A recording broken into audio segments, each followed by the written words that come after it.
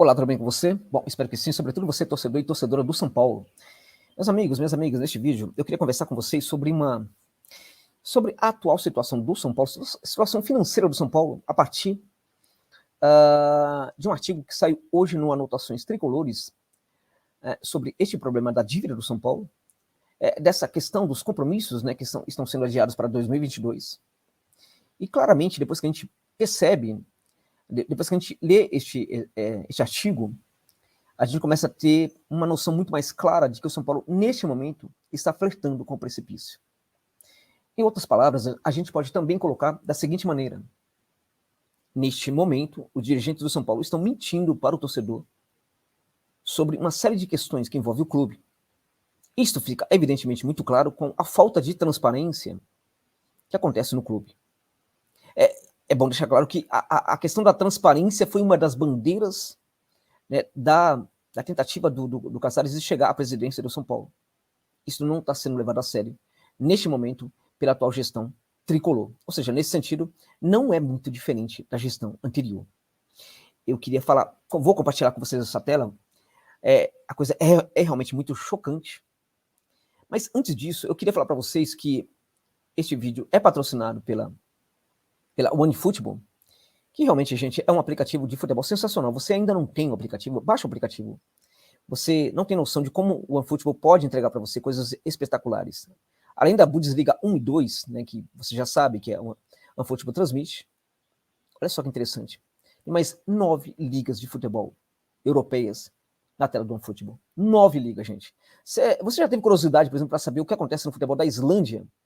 Islândia, Letônia, Cazaquistão, Polônia, é isso. Além da Bundesliga 1 e 2, que são muito boas, você pode ter no OneFootball também o campeonato do Cazaquistão, da Eslováquia, da Dinamarca, né, da Polônia, da Suíça, Islândia, Letônia, Irlanda do Norte. Além da Conference League, que tem a Roma aí jogando também. Além disso, você pode ter no OneFootball algo muito interessante. Se você não baixou ainda o OneFootball, olha só que coisa interessante. Terminou o jogo da sua equipe do coração no Campeonato Brasileiro. Minutos depois, em seguida, na verdade, né? Você pode ter os melhores momentos da partida da sua equipe. Você pode assistir pelo OneFootball os gols da rodada de todos os jogos da sua equipe e de outras equipes, imediatamente após terminar o jogo. Tudo isso você tem na tela deste aplicativo, que cada vez mais está se renovando, está buscando outras coisas para entregar para você completamente de graça. São muitas ligas de futebol. Então, se você não baixou ainda, use o link que está na descrição deste vídeo e também está presente aí nos comentários, no comentário fixado deste vídeo. Baixa o OneFootball e vai se divertir, como eu me divirto muito com esse aplicativo. Tá bom, gente? Bom, então, como eu disse para você, a situação no São Paulo é muito complicada.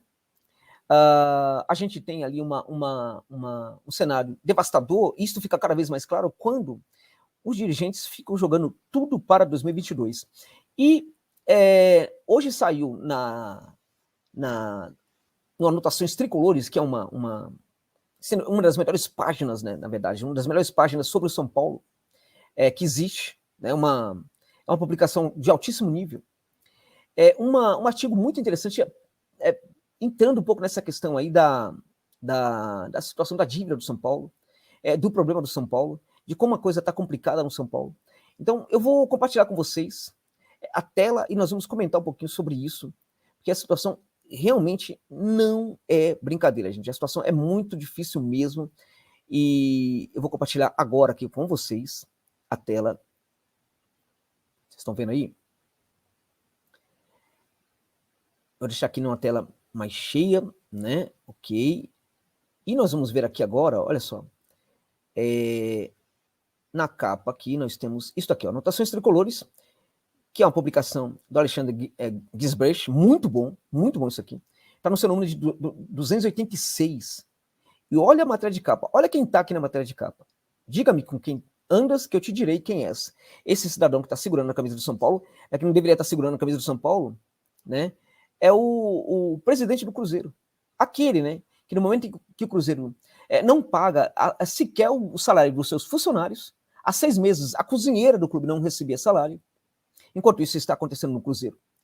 O Sérgio Rodrigues está na Europa falando sobre gestão de futebol. Como conduzir um clube, como fazer uma gestão eficiente no clube de futebol. É isso mesmo. O cara de pau aí está lá na Europa fazendo, dando palestras de como se deve conduzir um clube numa gestão eficiente, para que o clube tenha sucesso na temporada. É isso mesmo.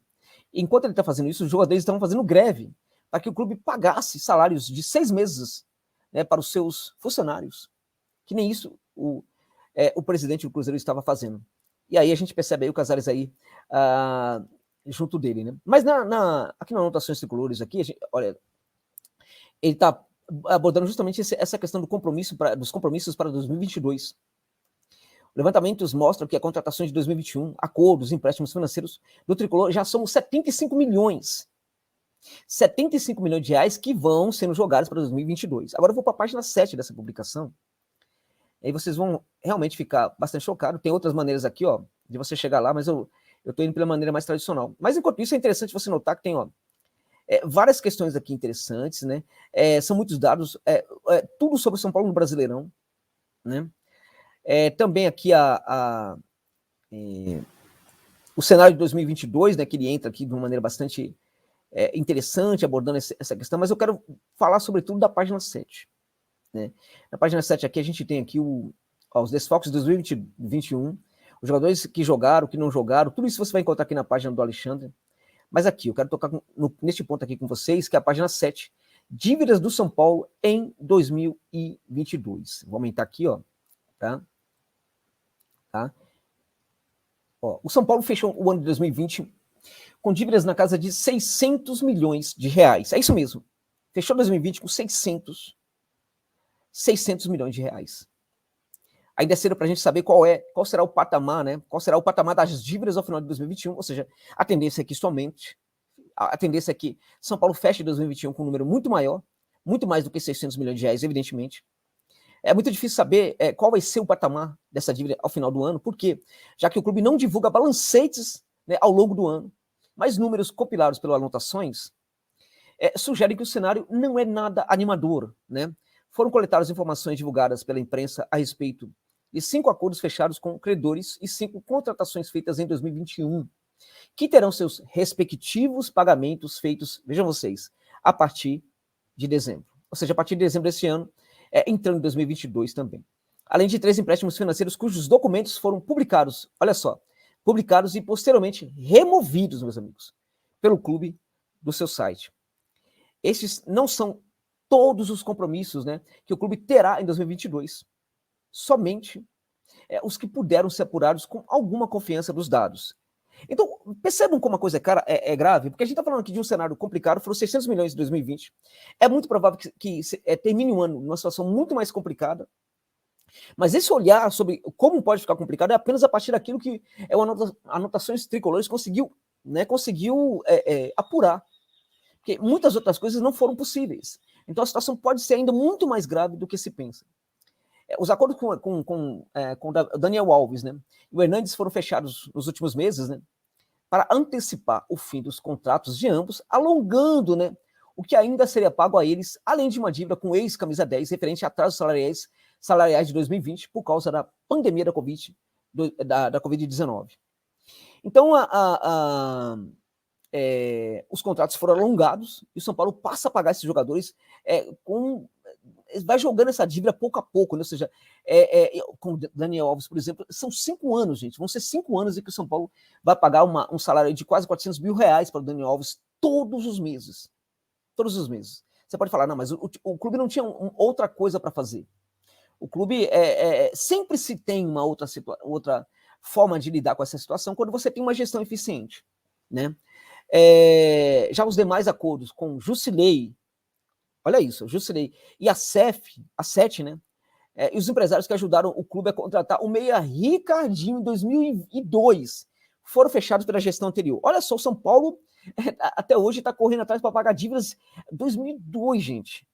2002. Isso é o que está pagando, mas na verdade o cenário agora não é esse de pagar aquilo que se deve. O cenário agora é outro, é diferente. Porque o cenário atual agora aponta que o São Paulo está jogando, mesmo aquilo que o São Paulo está pagando agora, o São Paulo está contraindo dívidas para pagar o que se deve agora e jogando essas dívidas para médio e longo prazo. A maior parte delas para médio prazo, na verdade. Né?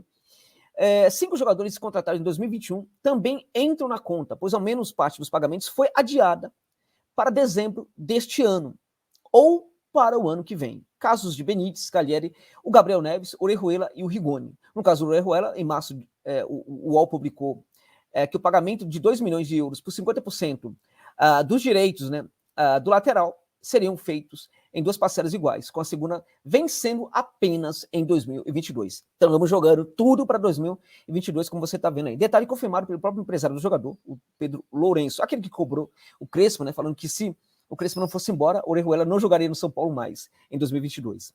Bom, os valores referentes a Rigoni foram revelados pelo diretor de futebol, Carlos Belmonte, né? Também para o UOL, numa entrevista que ele deu em maio, né, enquanto os detalhes sobre os empréstimos de Calheri e Gabriel Neves não foram tirados do noticiário da época sobre a contratação desses 2 jogadores, né? No caso do Calheri, por exemplo, para que o São Paulo seja obrigado a contratar Calheri, basta que um jogador atue jogue 30% dos minutos da equipe, né, em 2020, até o final do ano, até dezembro de 2022, né? Então, para que o São Paulo contrate jogador, ele precisa jogar 30% dos minutos em que o São Paulo jogar até dezembro de 2022. Ou seja, é muito provável que o São Paulo, sim, vá contratar Calheri. A gente sabe que o valor é absurdo, é colossal. Não está se falando muito disso, né? Mas os valores de uma contratação definitiva do Calheri é uma coisa realmente astronômica. E a questão é, o São Paulo tem condição mesmo de contratar esse jogador hoje, né? Realmente o custo-benefício é favorável mesmo. O Calheri é hoje um grande jogador para o São Paulo, mas a questão tinha que ser Calheri, né? A questão é que tinha que ser o Borré, nessa entrevista que o Belmonte dá para o UOL. Ele fala, por exemplo, que o São Paulo estava pensando em ter parceiros para contratar esses jogadores e tudo mais. Como se, por exemplo, esses parceiros não fossem ganhar nada em troca, evidentemente. Claro que vai ganhar, e o São Paulo vai ter que pagar também para esses parceiros. De uma forma ou de outra, vai ter que pagar alguma coisa para esses parceiros. Por fim, um valor de R$300 mil referente a Benítez é um crédito que o São Paulo cedeu para o Vasco, né, como compensação. Isso porque na verdade, o Benítez não era jogador do Vasco, era jogador independente emprestado para o Vasco, e o contrato dele iria, né, até o meio do ano aí. Então, houve uma antecipação de 3 meses aí, e o São Paulo acabou dando aí uma compensação para o Vasco por causa disso, né? O valor, na verdade, aí para o Vasco da Gama, esse valor ainda não foi pago, na verdade, né? Ele deverá ser pago em dezembro deste ano, não, dezembro de 2022, desde que até lá o São Paulo não tenha, né, contratado nenhum jogador vascaíno. Então, o São Paulo não contratou nenhum jogador e provavelmente não vai contratar. O São Paulo vai também vai pagar para o Vasco esses R$300 mil. Ou seja, não agora, em dezembro de 2022. Tudo para 2022. Os dados referentes aos empréstimos financeiros não estavam completos. Claro que não estavam, né? Pois nenhum dos documentos continha os juros das operações. Vocês acreditam nisso? Olha o que o Alexandre está falando aqui. Os dados referentes aos empréstimos financeiros, né, que o clube fez para quitar dívidas aí, a gente vai chegar nisso, as dívidas de curto prazo. Na verdade, os dados referentes, né, a esses empréstimos não estavam completos, porque, vejam vocês isso aí, nenhum documento continha os juros dessas operações, mas apenas informações, né, como, abre aspas, juros, né, pagamentos de juros mensais conforme a utilização do crédito, fecha aspas.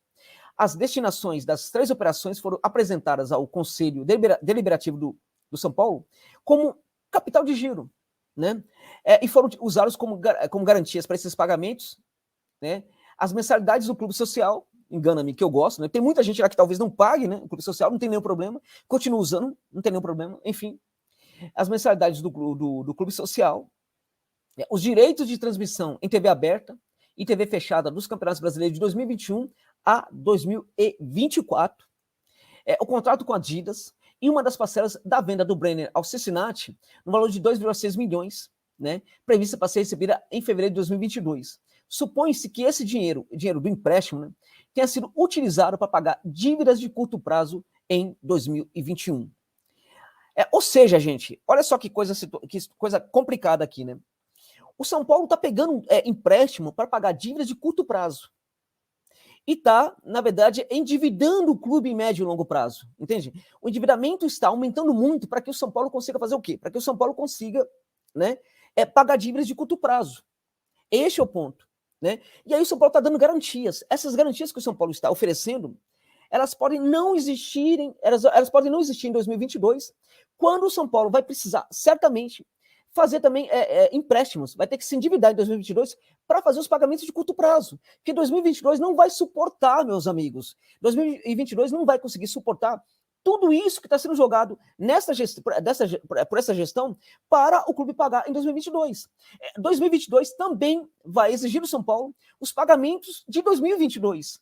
E, além disso, o São Paulo vai ter que arcar também com pagamentos, né, de empréstimos contraídos em 2021. Vocês estão entendendo isso? Só que em 2022, ao contrário de agora, né, porque agora o que o São Paulo está fazendo? Ele está se endividando, está pegando empréstimos para quitar dívidas de curto prazo, oferecendo garantias, como mensalidade de clube social, que logo ninguém vai aceitar mais, e também direitos de transmissão. Essa parcela do pagamento aí da contratação do Brenner pelo Cincinnati, né? Direitos de transmissão de 21 a 2024 do campeonato. Então, o São Paulo está usando como garantia para contrair esses empréstimos justamente esse dinheiro que não entrou ainda no caixa. Só que vai chegar um ponto que o São Paulo não vai poder mais oferecer como garantia, né, esses direitos de transmissão e outras garantias que estão sendo oferecidas, porque elas não vão existir mais. Porque o São Paulo não terá, vai chegar um ponto que não vai ter mais condição, por exemplo, de oferecer os direitos de transmissão de TV como garantia para contrair empréstimo. Por quê? Porque não terá mais condição para isso. Porque já está utilizando demais isso. Além disso, deixando claro, esse dinheiro também da transmissão de direitos de TV, esse próprio dinheiro também, ele não vai entrar, né, no clube, não vai chegar no clube, porque quando ele chegar, ele certamente será utilizado justamente para pagar esses empréstimos e outras dívidas que o clube está contraindo. Vocês estão entendendo a situação? Ou seja, o São Paulo, neste momento, não está flertando aí com o rebaixamento no Campeonato Brasileiro. Na minha opinião, não deve cair para a segunda divisão nessa temporada. Mas o São Paulo está criando um problema interno ali que pode afetar muito mais do que está afetando agora a própria equipe também dentro de campo. Então, um possível rebaixamento não está descartado. Por exemplo, 2022 ou 2023, por quê? Porque provavelmente o clube vai estar numa situação financeira muito complicada e terá dificuldades para fazer, por exemplo, para ir ao mercado e buscar contratações. Né? Então, o que o São Paulo deveria fazer neste momento? A primeira coisa que o São Paulo deveria fazer era cumprir com aquilo que foi prometido na eleição do Casares, que seria, por exemplo, ser transparente, chamar o torcedor para o que é a realidade hoje do clube, a realidade terrível hoje do clube, o endividamento do clube que é tenebroso, né? Ao mesmo tempo, ter ações muito pontuais importantes, como, por exemplo, fazer um chamamento para pagamento de dívida. Isso é muito importante, porque às vezes o cara para o qual o clube deve, o jogador, o ex-jogador, o ex-profissional, ele até aceita realmente fazer uma redução desde que ele receba alguma coisa. Então, acho que isso poderia ser feito também. E deveria, evidentemente, fazer uma barca no clube para mandar muita gente embora que ganha salários altíssimos, né, e que não oferece um custo-benefício hoje para o clube. Por exemplo, o Benítez oferece hoje para o São Paulo um custo-benefício interessante? Não, porque ele quase não joga. Só que há um interesse do clube, já divulgado inclusive pelo Belmonte, de contratar o Benítez. Entende? O Pablo, foi um grande erro o Pablo entrar em campo para jogar, porque o São Paulo também passa a ter de contar com o Pablo até o final do ano que vem, pagando salários para um jogador que também não gera um custo-benefício para o clube, para a equipe e para o clube também. E muitos outros jogadores que estão ali hoje no São Paulo. Então, essa deveria ser uma das maneiras, né, pela qual o clube poderia, por exemplo, resolver o seu problema. Mas, em vez disso, o que eles estão fazendo? Eles estão, primeiro, tudo aquilo que vira dívida hoje no São Paulo não está sendo pago. Tudo que o clube está fazendo hoje, está investindo hoje, é tudo para pagar em 2022/2023, na verdade. Então, quando se contrata a Caleri, não é para pagar nada agora, é para pagar em 2022/2023 e assim por diante. Então, vai chegar um ponto que 2022 talvez não suporte tudo isso. E é muito provável que o São Paulo queira, os dirigentes do São Paulo queiram jogar isso para 2023. Só que talvez não consigam. Por quê? Porque não vai ter as garantias que tiveram agora, justamente para jogar tudo para 2022. Vocês entendem o que está acontecendo? Ou seja, tem uma mentira sendo contada no São Paulo. Tem uma grande mentira sendo contada no São Paulo, né? Que não falar da situação real do clube. Né? E a gente percebe um discurso blasé aí na conversinha desses dirigentes, que a coisa parece que não está tão ruim assim, mas está ruim. Eu lembro, por exemplo, nessa entrevista que o Belmonte dá, que tem aqui, o Alexandre destaca aqui, no UOL, em maio, na verdade, ele fala, por exemplo, de pagamento de dívida. Do jeito que ele fala aí, parece que está tudo muito bem. O São Paulo fechou 2020 com 600 milhões de dívidas. Vai fechar 2021 com um número muito maior que esse, evidentemente. A gente não sabe qual é o número, não é transparente, mas é muito maior, né? Enquanto isso, eles estão fazendo de conta que nada está acontecendo. A gente tem um clube social que segue a consumir, né, os recursos do futebol. Né? Há muito investimento feito no clube social, né? Porque o clube social não é rentável, e o futebol acaba sendo utilizado para, por exemplo, para você renovar, por exemplo, o espaço onde se joga peteca, onde se joga tênis, onde o cara do clube social vai nadar. Só que esse clube social que recebe muito investimento do São Paulo, investimento que vem do dinheiro do futebol, esse clube social, por exemplo, você, torcedor do São Paulo, dificilmente você vai utilizar. Porque esse clube social é para uma minoria muito pequena dos torcedores de São Paulo, não os milhões e milhões dos torcedores de São Paulo, que faz com que o São Paulo exista ainda pagando, comprando camisa, comprando ingresso, indo para o jogo e assim por diante. Então a situação é realmente muito grave. Além desses dois empréstimos, Anotações Tricolores também teve acesso a documentos tratados de outros dois com vigência ao longo de 2021, nos valores de 5 milhões de reais e 11 milhões de reais. As destinações de ambos também foram identificados como capital de giro, né? E as garantias foram, respectivamente, de novo, mensalidades do clube social e duas das quatro cotas de direitos de transmissão do Campeonato Paulista de 2021. Estão entendendo isso? Ou seja, os dirigentes estão comprometendo todas as receitas futuras do clube para pagamento, né, pagamento das dívidas, de muitas dívidas, não é disso, não, mas desses investimentos que estão fazendo agora com contratações e tudo mais, né? Então tá tudo errado no São Paulo, tá tudo, absolutamente tudo errado, gente, tudo errado mesmo. E estão contando mentira para vocês. Então, lá no começo desse vídeo aqui, reduzindo aqui de novo, ó, a gente viu aqui na página aqui do Anotações Tricolores a capa aqui. E na capa tá falando da situação. A gente vê ali, ó, por exemplo, ó, o Sérgio Rodrigues com a camisa do São Paulo e o Casares com a camisa do Cruzeiro. O que isso significa para vocês? Qual é a imagem que isso fica na cabeça de vocês? É isso, meus amigos. Agora, eu queria falar para vocês, para conhecer, olha, tem vários outros artigos aqui nessa publicação do Alexandre que saiu hoje. O trabalho do Alexandre é fantástico. Anotações Tricolores é uma página fenomenal, que eu convido você, torcedor do São Paulo, a conhecer. Tem muita coisa aqui, é um jornalismo seríssimo. O Alexandre é um grande torcedor do São Paulo, ama o São Paulo como o torcedor comum, né? Porque às vezes o dirigente não é um tipo de torcedor comum e que não ama o clube, que faz mal para o clube, e ao mesmo tempo ele tem um espírito crítico muito bom. Aqui é jornalismo de altíssimo nível, Eu convido você a conhecer o Anotações Tricolores aqui, gente, ó. Né? E se for o caso, dá uma força lá para o Alexandre, que é realmente um trabalho espetacular.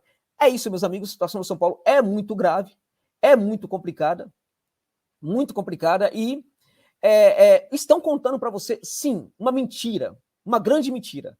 Estão falando para você de uma mentira, né, que na verdade, não falar nada, não falar sobre o que está acontecendo agora. Mas o São Paulo está, sim, debatendo, sim, tem um debate no São Paulo com precipício, com um abismo muito parecido, inclusive, com o que aconteceu no Cruzeiro. E acho que cabe a você, torcedor, também começar a instituir algum tipo de discursos diferentes, como, por exemplo, de vez em quando a gente escuta o torcedor falando fora não sei quem, fora técnico, está na hora de falar também fora Belmonte, fora dirigente incompetente, fora clube social do futebol, separa São Paulo. É isso, meus amigos.